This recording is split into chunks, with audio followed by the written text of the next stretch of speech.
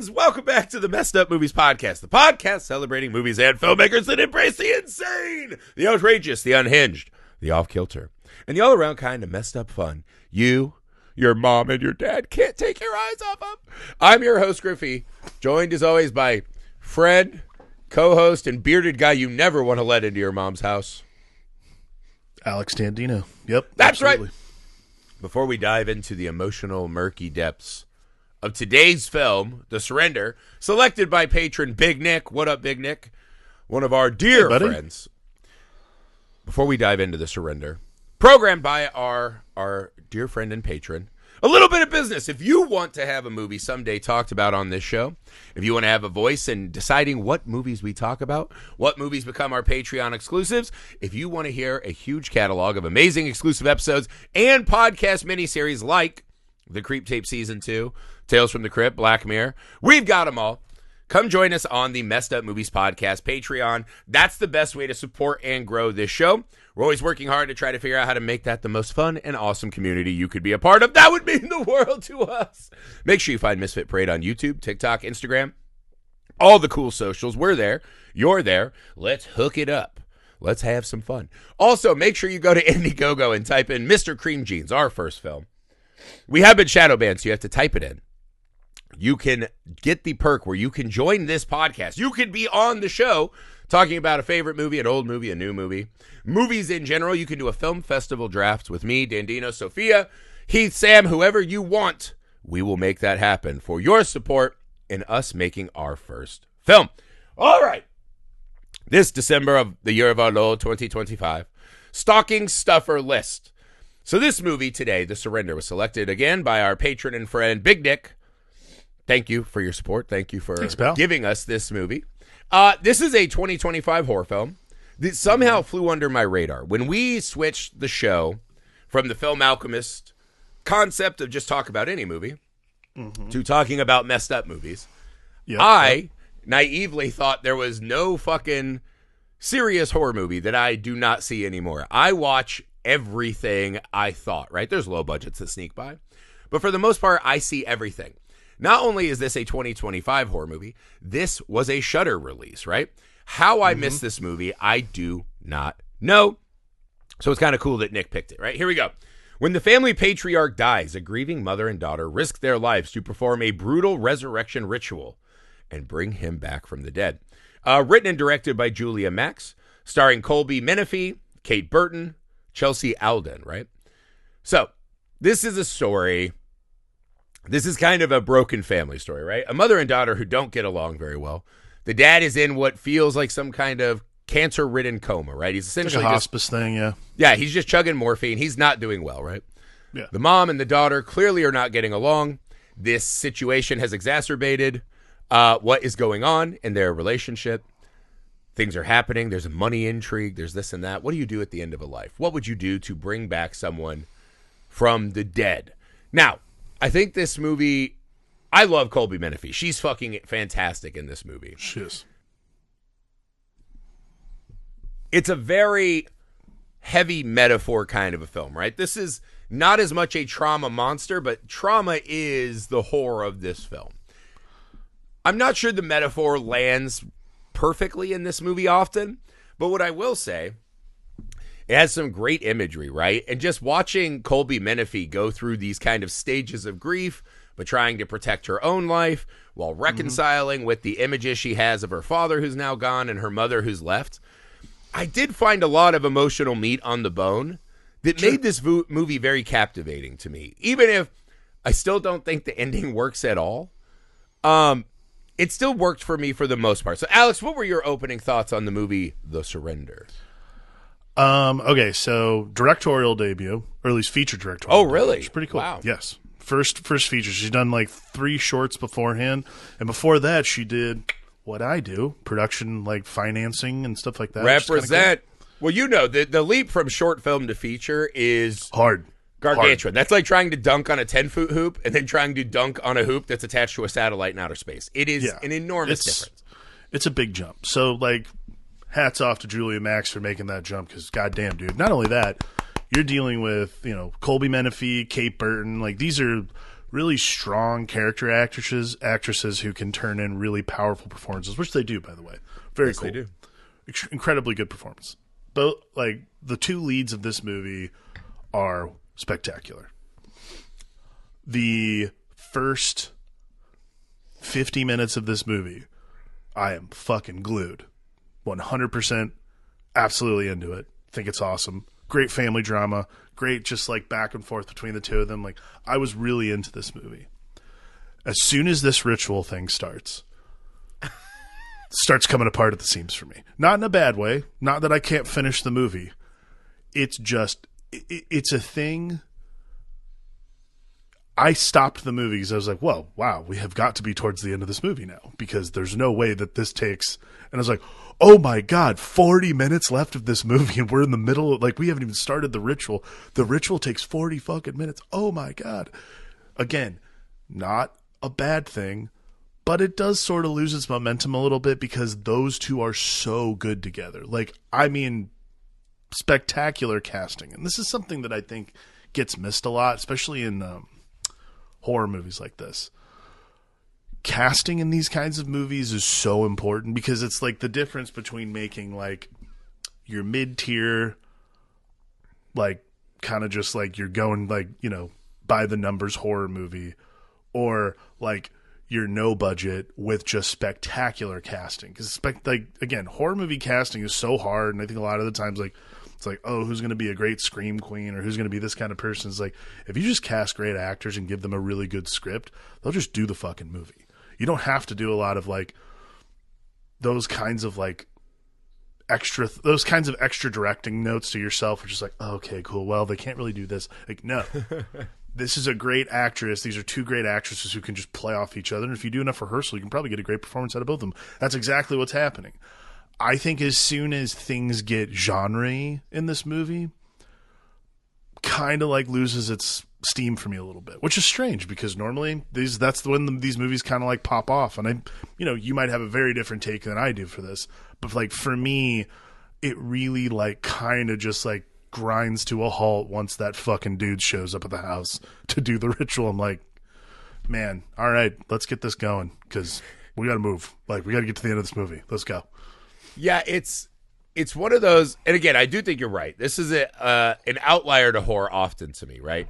A lot of horror movies, the star of the movie is the monster. It is the horror. It's the effects, right? Mm-hmm. This movie, and I like these kind of small character dramas that just have some genre elements. Because again, if this was just a movie about a mother and a daughter dealing with the end of their dad's life, unless it's like a big production that's going for awards, almost no one sees this movie, right? The genre gives it. We talked about this a lot with Your Monster, right? It's like this actress trying to make her way through the New York theater scene. Yeah. I don't have an access point to that normally unless there's some genre elements, right? That makes it something that pops up on my radar, right? Unless you're watching, the Daniel Day-Lewises of the world, right? Like, I just want to see them act in anything. So the genre gives me a reason for this to appear in my kind of algorithms, right? That people tell me I should watch this. I do think if this movie suffers a bit, right, is you can tell the movie they wanted to make was the first half of the movie. This kind of daughter-mother thing, right? This feels very personal. The writing is sharp. The back and forths are sharp. It really feels like this kind of rocky road relationship, right, which I really dig. Mm-hmm. The second part of the movie is they add this kind of, and the best version of this movie to me that I've seen in recent years is a dark song. A dark song is about a mother who's lost a child and is grieving. And she goes through this ritual with this weird guy, right? Where it feels like it could be a psychological exploitation. It was the only thing I thought. I was like, this is exactly like a dark song. Yeah, and for me, I love a movie with good rituals, right? Where it has lore and it's setting these things up. But again, the priest kind of comes in and he doesn't really talk much. He just kind of sits there looking like the deflated liver king and just being grouchy. And it's just like, okay, I see we're doing things, but they don't tie the ritual in a way that feels real to me. The ritual feels very arbitrary at times, right? Where it's just like, we're going to chop a finger off. I'm going to take your tears with a blade and wipe it on this rag that never comes back. And that's fine. But I do think when they bust into the imagery of the ritual, I think they do a pretty good job of creating this really fun kind of ghastly imagery that still works for me, even if it's kind of lost that dramatic bullet effect. Sure. I mean, look, the imagery is fine. I don't have a problem with the way that I don't have a problem with the way the movie like makes it look at all. I think it's just like it's just like the air getting let out of the balloon a little bit once we get past once we get into the actual ritual. Here's the thing, like rituals can be anything. Like a lot of the time, like again, I don't know enough about a lot of other like religions or anything like that to know like I don't know if that's true. That's probably not accurate. Like probably the only thing you could do is like Catholicism, like just because I grew up Catholic, I'm like I know that ritual pretty well. Well, it also offers this like potential flim flam opportunity. Right. So I was like, oh, maybe this, because I also was like, is this dude just like some fucking snake oil salesman? And again, they do a really good job of getting to that part really quickly because like the bag opens and there's all this fucking dough in there. Like, holy shit. Like Colby Minifie's like, hold on. And like pulls her mom out of the room. She's like, what the fuck is going on? And granted, like, again. And she does the old man, everyone. Yeah. It's all the dollars. That's like the last bit of really good, like, because again, this is such a great two-hander, like, mother, like, dutiful mother who also is like so blinded by grief that she's just going to do anything. And then like the daughter who's like practical, but also grieving in a way that I think like, it's just like, it's this two-hander the whole time between the two of them. This is the last like kind of chance we get of this two-handed thing. And what's cool is you get these like you get this like kind of cool little like selfish daughter where she's like, holy shit, that's also my money. I'm like, oh my God, this like that would be like I just went through this actually with my grandma died, and we just started going through this with my dad's siblings where like, and no one's like been like that's mine, none of that or anything like that, but you're like, that shit can totally happen, has happened, all kinds of crazy shit goes down, dude. It's a nightmare scenario. What the fuck, man? But like those kinds of things, like that moment is such a great moment in a movie because like it literally dead stops the like horror element to bring you back to like the real life of like, holy shit, like, like this woman just like took out her 401k and their life savings, just like, I'm giving it all. Well, it was one of those two where Colby Minifie's like, what are you gonna do for money? And I was like, do you see the house they're filming this in? They're gonna be fine. Yeah, sell that house, get a couple mil, you'll be all right. I'm not super worried about her. But again, I do think this addition of the money, I think, was a weird ad in the movie because it feels like the movie wants us to do this really like grappling with the image of the mother and the father. You have the parent that you've kind of lionized and made this like great figure in your life. She sees ghost of him all the time, which is weird. Ghost who can take her cigarette and drag a rip on the dart. And then it cuts to like her, no one's there, right? Like a Fight Club moment. You're like, okay. So she loves this guy, right? She loves her dad. She's seeing ghost images of him, right? Like a good Bill Cosby, a good ghost dad. The addition of she's there because her partner wants her to secure daddy's money for their nonprofit. I think actually sucks. Like, I think this is a bad choice in the movie because Colby Minifie like being the there shittiest to grapple with the mom and dad. But when she keeps getting text, right? Hey, I know this is hard timing. Your dad's about to die. Did you ask about the money? Did you ask about the money? Did you ask about the money? And then mom goes out for a night out. And it feels like what we're going to watch Colby Minifie do is just loot around the house for money. It kind of makes her a shithead. It makes her partner a shithead. Yeah. And it just kind of breaks that child. Because then the movie does this, like once the monk has all the money. Yeah. Colby Minifie, what she becomes is a person who just says, all right, fuck it, I'm in. And maybe dad will come back and give me the money. It really adds like a shit stain to this character that does undercut a little bit the core I think it takes, emotional journey of the movie. Yeah. I think it takes the major piss out of like that emotional element because you're just like, all right, so now she's literally only there for like this is like an emotional thing for the mother and everything, and now she's like literally only there for the money. And I'm like, that fucking sucks. It does suck. Because then they do the thing where it's like we got to burn all dad's possessions so he can come back as a clean slate. We just double morphined him and 100% murdered him in his sleep. Yeah, we right? 100%. They wake up on the bed and they're like, oh, we got to close his mouth and eyes before rigor mortis sets in and they're trying to push it. And she's like, I don't want to hurt him. The mom's like, they're past that. And the two of them laugh. And I was like, it's a weird moment that you're like, in a normal story like this, maybe you could assuage the like, that's weird. Because how do you deal with this situation, right? Fine. They've been in a lot of trauma. It's a reaction. Okay. When you add the money thing, it just makes it seem like they don't actually give a fuck. Yeah. So why do I then care as much about bringing him back, right? If they're just laughing over his dead body. Like if I woke up in a bed with my beloved parent who I had just murdered the night before on accident through medical malpractice, I don't think there's a chance in hell I talk or laugh. Yeah. I think I'm really struggling with that moment. So then you take it and it's like, we got to burn all his possessions. And she's like, well, I really like this picture of me and Daddy. It was an emotionally powerful moment. You just go, I don't believe you. I don't believe what you're selling me here. I really, like the money thing really did just like, it's a cool moment when like the bag opens and she has that like conversation with her in the hallway. But it also is tainted by, like takes the emotional piss out of everything. Cause like, it's like, oh, this isn't really, it's not about like that level of selfishness that comes from it is just like, oh, it's kind of yucky. And I don't really like that. Like there's like, it means that when she goes back in and they're just like, they're going to start the ritual, like you said, you're just like, she's just along for the ride. Like, that's the moment she's supposed to say, like, that money's for me, that money's for us. Like, she's watching the bag, right? What does she say as soon as she comes back in? She's like, the mom's like, leave, I'll do it myself. Yeah. And she says that like 8 times. And Colby Minifie's like, the ghost dad's like, protect your mom. You can't leave him alone with her. And I was like, that's weird. Like, it's like her writing her ethics. The first thing she does when she runs back in the room is not, Mom, I'm here for you. I'll see you through this journey.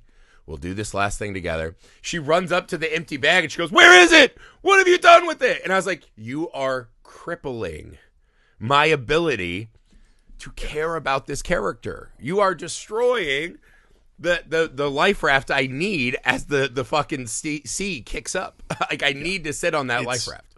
It's again, the movie is really good up to this point. And that's, I think, the problem is, like, it's that kind of, like, emotional misfire.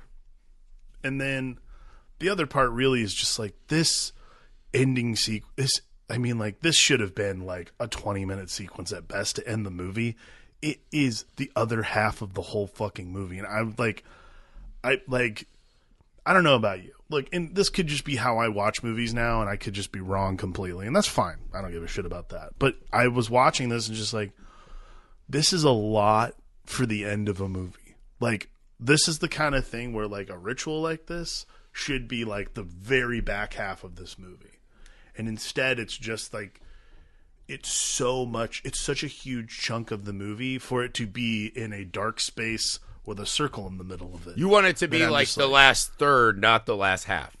Yeah, exactly. Like, that's what it should be. And then, like, again, I agree, though. Like, to your point earlier, not knowing anything about the ritual at all. Like, having no pretense for it, no conversation about it, just like, some guy's coming over, we're going to do this. It's like...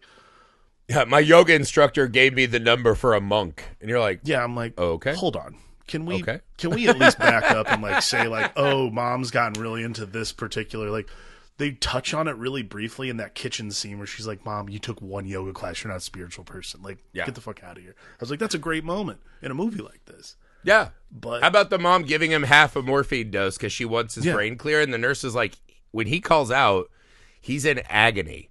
And your mom's giving him half so that she feels needed and important to him. I was like, this is great. This is great soil to till for a movie. This is incredible. That's a great exposure of grief and how hard it is to let go and those kinds of things. That's a great piece of this movie.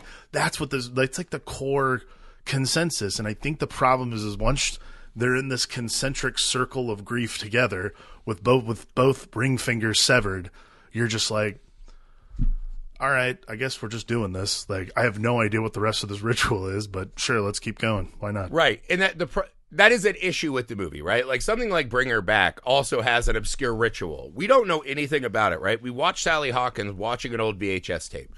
We are kind of through the movie picking up pieces and details of what we think the ritual is. Right. And the way they do it, they give us just enough, and it's fine. It's obscure. We don't have to know all the answers. This movie does kind of the opposite, where it lays out these specifics, right? There's the first surrender, the second, then we'll go to the spiritual plane where we get Dad's soul back in his body. There's a circle of protection, and then we'll be fine, right? I guess, but that's the thing. If we're going to do that, I have to know what again, it's the dark song. The rooms all have a different meaning. All the rituals have a different, putting her physical body through this torment to match her grief, right? Yeah. This is just like the first surrender, I guess, is the tears. Like he puts his hand on her face because she can't cry, and then she sees these flashback moments where, maybe Dad wasn't the saint I thought he was. Okay, as a tear, a surrender, he wipes it on the rag. Then he's chopping fingers off, and you're just like, okay. Then we're in this other plane where nothing works because she kept a picture. And then we literally turn around, and the monk has his fucking jaw ripped off. Yeah. The dad's body's gone. The monk is now dead and dragged out. Dad's hunched over him with this fucking sore-ridden body with a fucking pussy on his back where hands are coming out, and he's eating the guy. And you go, okay, this is a lot. I'm not sure what's happening. We have no one now to give us any contextual footing for what this fucking ritual is. It's just the mom like, all right, we'll figure it out. We'll figure it out and get back. And I was like, I don't think that's going to work. And then not only that, the mom gets murked immediately. Yeah. And then it's just this lady.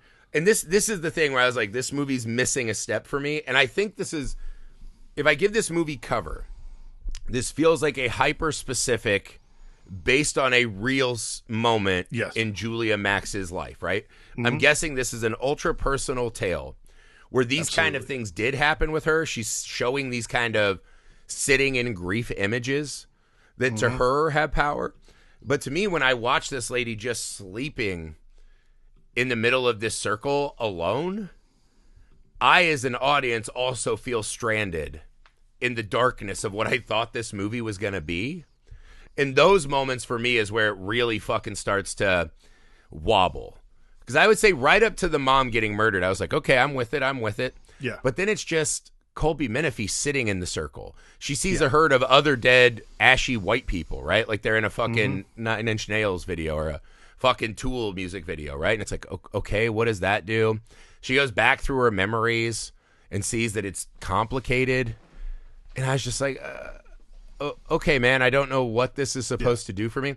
Again, I think this is one of those specificity they say works better for general audiences because we're more honed in on your story because we're sinking in with the details. In this one, I feel like the details may have hit a point where now the life raft is sinking or capsizing. Like I'm kind of drowning in stuff that doesn't work for me. Right. Well, so Julia Max did this interview with Rue Morgue that I found that it's funny because all these things we're talking about, because again, my biggest problem was I have to figure out how this was made at least a little bit. So she did this interview with Rue Morgue where basically they were like, your script is a little, like your story is structured kind of unconventionally where like literally the end of the first act is where this stuff starts happening and like you literally spend the rest of the movie and then it was exactly the problem I had with the movie. And she was talking about like we tried other like versions of it, and I think the only way we got it to the point where you cared that the ritual was happening was if you cared about those people. And I was like, okay, I get that. Right. I think you let the foot off the gas though of me caring about these people a little too early in the process. Like I don't know them well enough still, which is why there's just this.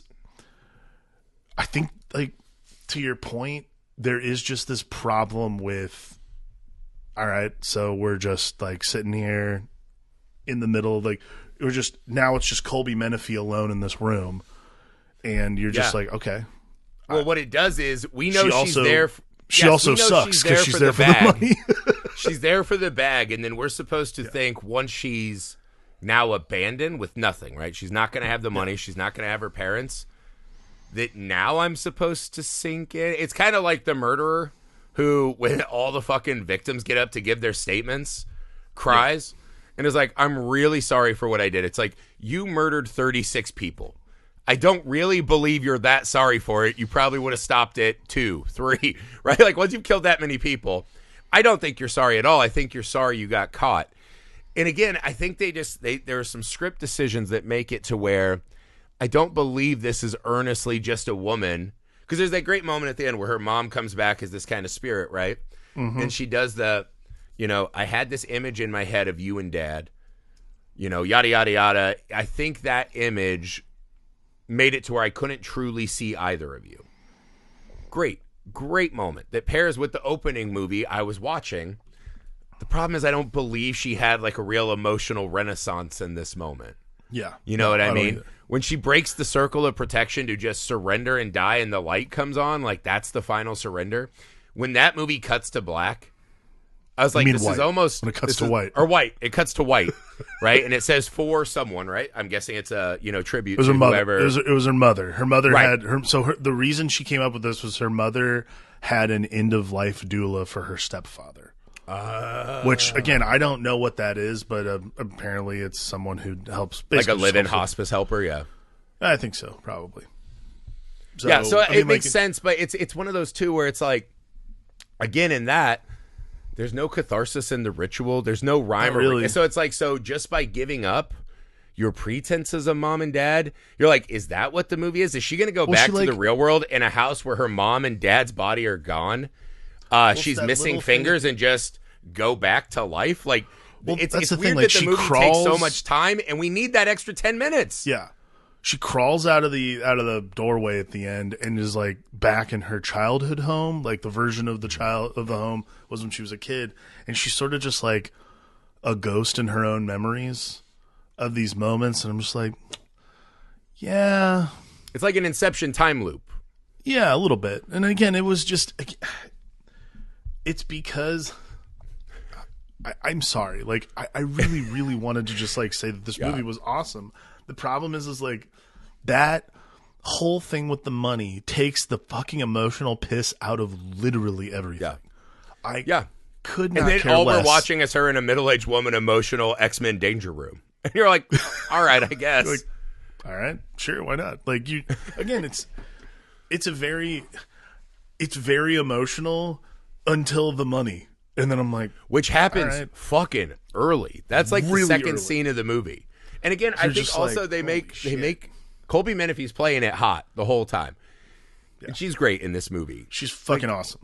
Again, the way they set her up and the way she's playing it makes it that she is just this fucking, I'm here to pick the friggin' bones, as Tony Soprano would say. Yeah, I was going to say, Janice. A little bit of Janice going on. You're just here to pick the friggin' bones, right? It's like, who we didn't like on that show either? Janice kind of sucks. Like Janice is kind of not a great person. legendary shitty character played by an awesome great performance, shithead character. And Colby Minifie, it's one of those you're serving 2 or 3 masters, right? Yeah. And I think it's so easy to just not have the money thing in there. Like, why are you doing this money grab for a nonprofit, which now I feel like is a grift? Like it's just hurting the thing. Yeah, it's plenty emotional to just have a scene in a movie about, or just have a movie be about, like, all these folks are going through grief. Money is money. Like, it's, okay.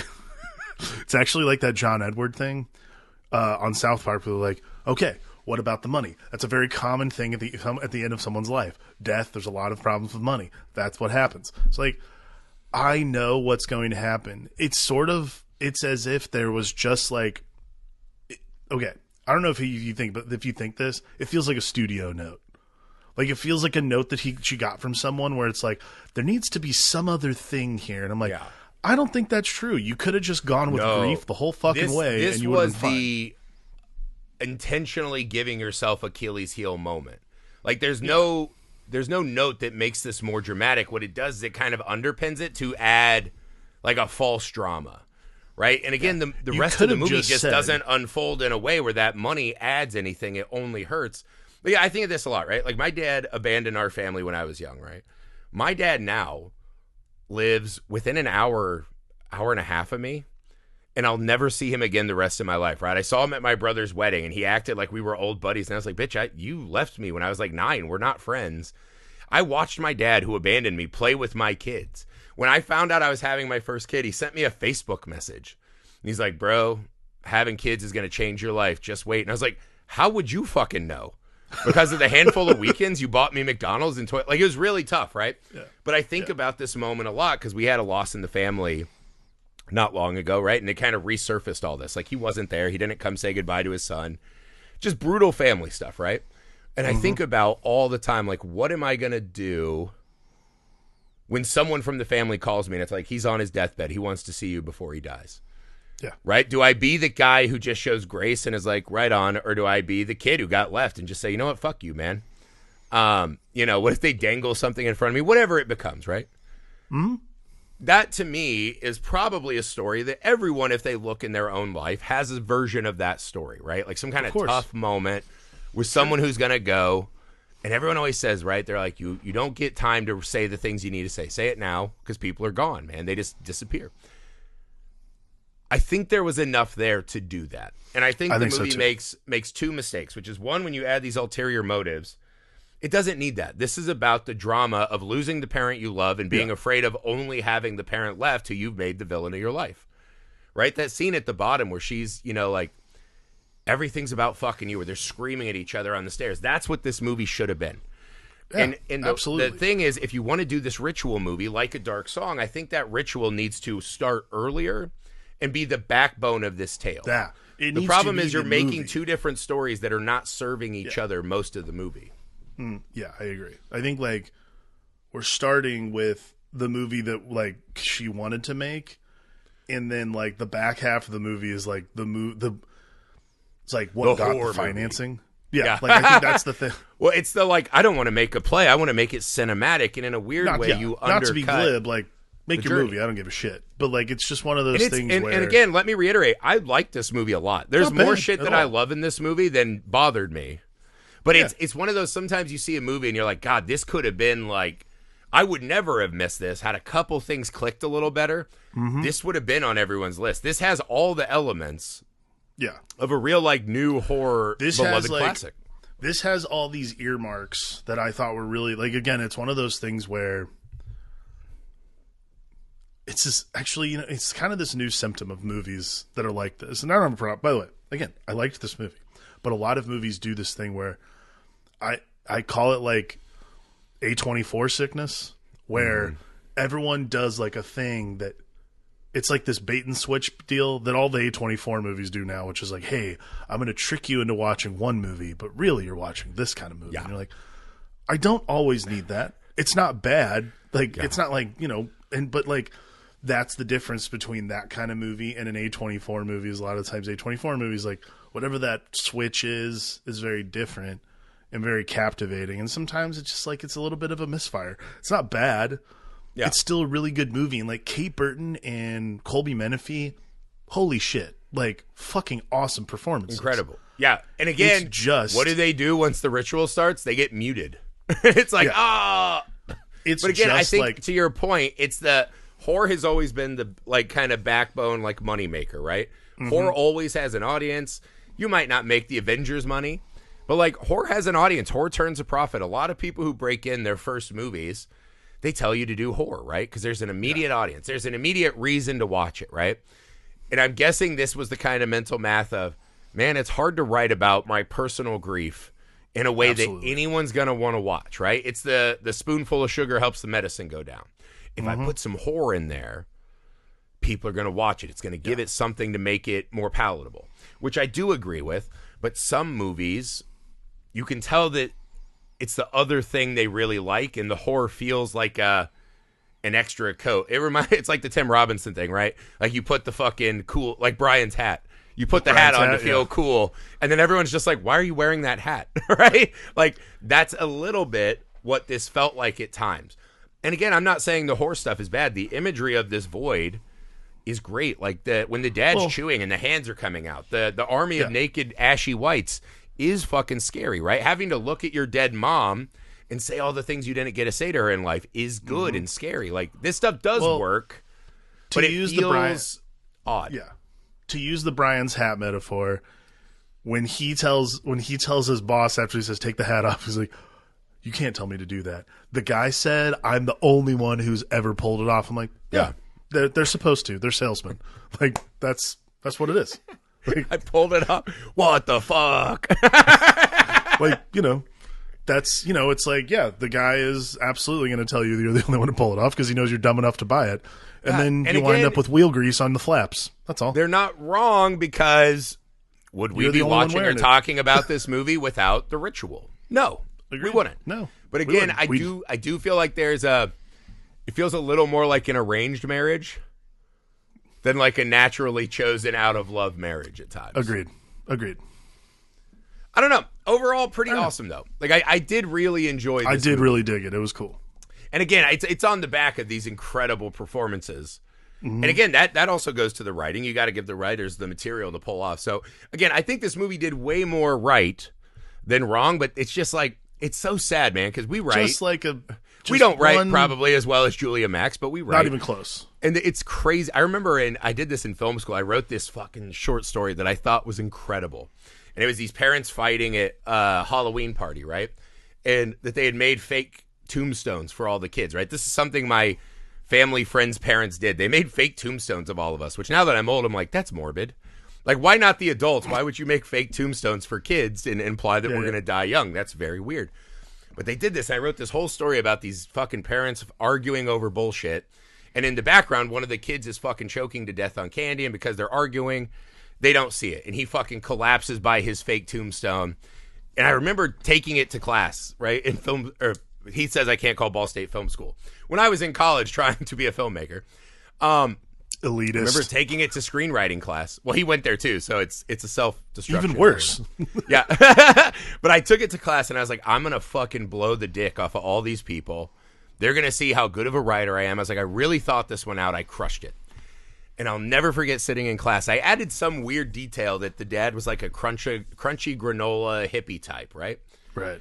And that one line of description of that character, the class spent the entire time talking about my script and giving me notes about how they didn't feel the character was really a crunchy granola hippie type and that the things I wrote after didn't match that descriptor.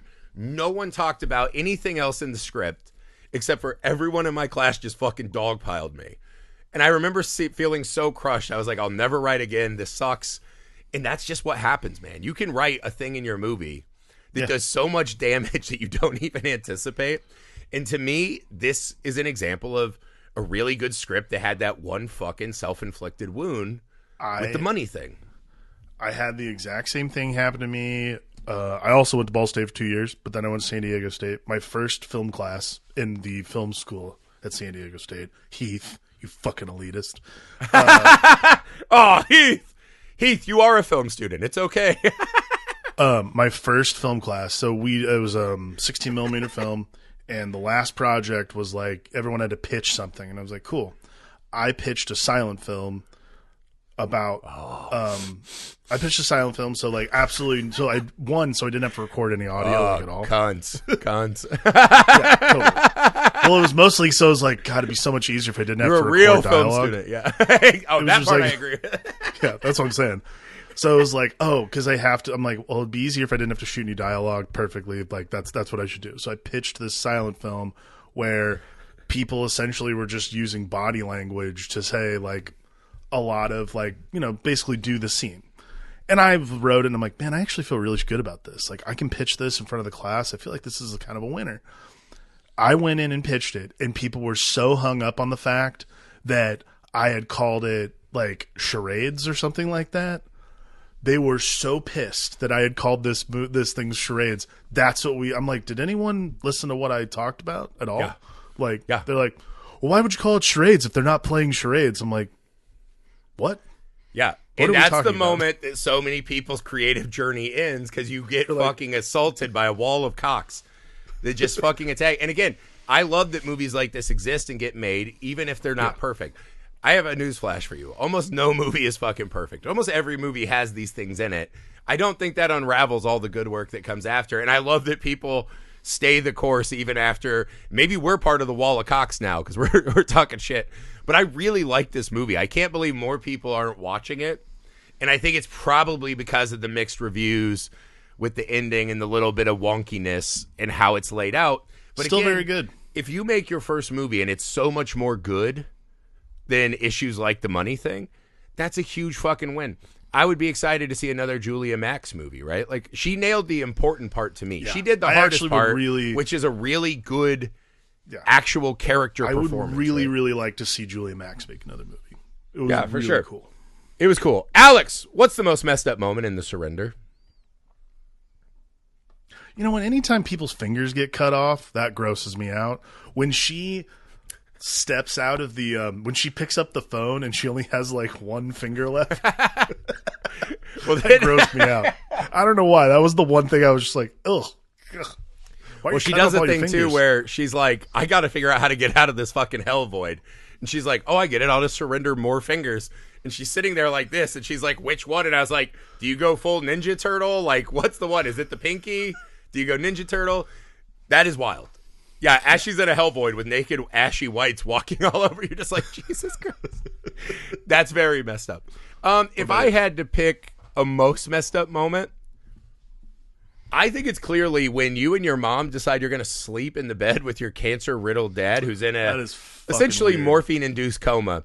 You guys are bickering because the night before, your miscommunication led to you giving a double dose of morphine to this guy. And the daughter's like, maybe we should call the hospital. It's like, they won't do nothing. We'll wait it out. They wait it out, and the next morning they wake up with their fucking wide-eyed, open-mouthed dead dad. They both wake up. They're not fucking immediately appalled, shocked, or crying. The mom's like, we got to close his mouth and eyes. That'll look better for the ritual they're about to do. Like, why are you doing this? And the daughter's like, I can't close his mouth. I don't want to hurt him. And the mom goes, I think we're past that. And they go, ah! And they share a chuckle over their dad's dead body. That's a wild series of things that just happen. And then again, once they do it and they have their laugh and close the eyes and mouth, then they cry. And I was like, don't fucking give me the cry now. You guys are fucking psychos.